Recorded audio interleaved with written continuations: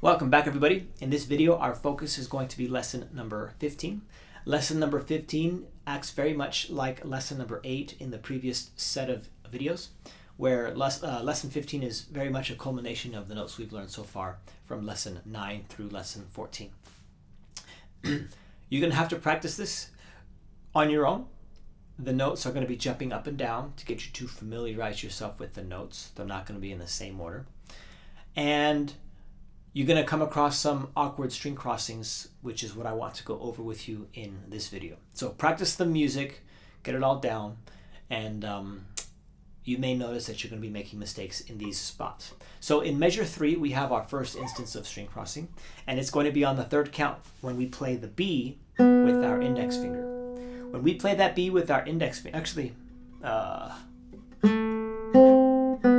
when we play that B with our with our index finger, the note following that is going to be an A with our middle finger of our right hand.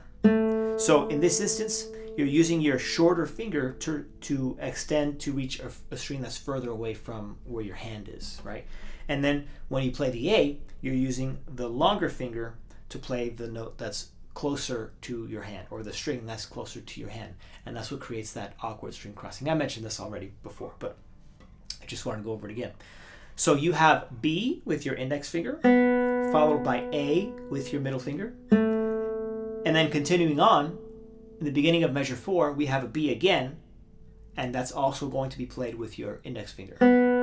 So you're basically going index on the second string, middle on the third string, index on the second string. And you can isolate this. Remember, isolation of the right hand, a key practicing method to practice that awkward string crossing. And this appears a number of times in this lesson. This would be the first instance.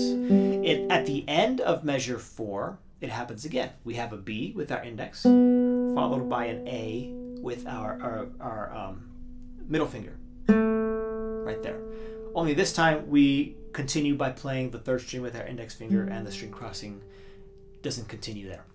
In measure 7, we have the same exact thing. We have B being played with our index finger on the third count, followed by A being played with our middle finger on the fourth count. And then from here, we just play the third string open.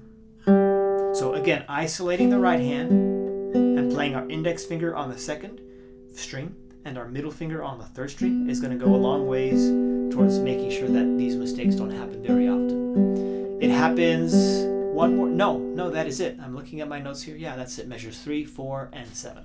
Some awkward string crossings for you to to pay attention to. Now I want to talk to you about measures 9 and measures 13. On measure 9, we have an A with our index finger, and we're going to use our second finger to play it, right? After this A, we're going to be playing D 3 times. What I would like you to do here is to keep the A down and let it ring as you play D on the second string. It's just a good way to sort of reinforce the idea of fingers doing, even though they're doing the same thing, the fact that you're playing this once and then you're playing this D 3 times, it's kind of like they're doing something different. Well, maybe not doing something different, but there are two different things that are happening. There we go. There are two different things that are happening. So practicing this in both measure 9 and measure 13 will go a long way towards learning more complex and complicated things in the future. So just make sure that when you get to this measure, hold that A down as you play D. And then you have the rest of the notes, so on and so forth. And then again in measure 13. So the last thing I want to mention to you is when you get to measure 9, I would like you to play from measure 9 to, I would say, 10, 11, 12, 13.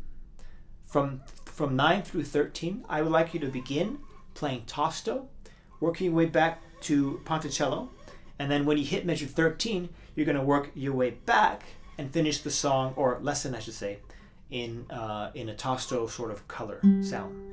Okay, so let me show you what that would look like. So you're going to begin measure 9 here. Very slowly move over. Listen to the change in color. Ponticello now on measure 13. Oops. And now we go back.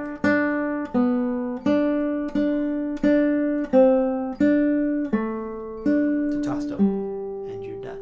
Notice I move my arm as a single unit, right? This is just to get you to practice this, this technique. And just solidify what tosto means and what ponticello means. All right? So practice that, come back and pause the video, practice it, come back and play it with me. All right? So here we go, lesson 15. We'll just do it once. I will be saying, let's see. I'll occasionally say the counts, 1, 2, 3, 4. I'll occasionally say I and M, especially on the string crossing sections. And then probably occasionally say the notes that we're playing. But at this point, you should be comfortable hearing any one of these instantaneously. All right? Lesson 15 on my count. 1, 2, 3, 4, and 1, 2, 3, 4, 1, 2, 3, 4, 1, 2. I am, I am, I am. 1, 2, 3, 4, 1, 2, 3, 4, 1, 2. I am, I. Now you play tosto.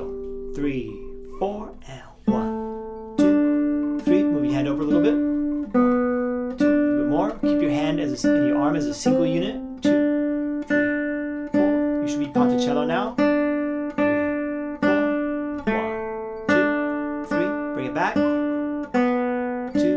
3, 4, 1, 2, 3, 4, 1, 2, 3, and stop. And that concludes lesson number 15.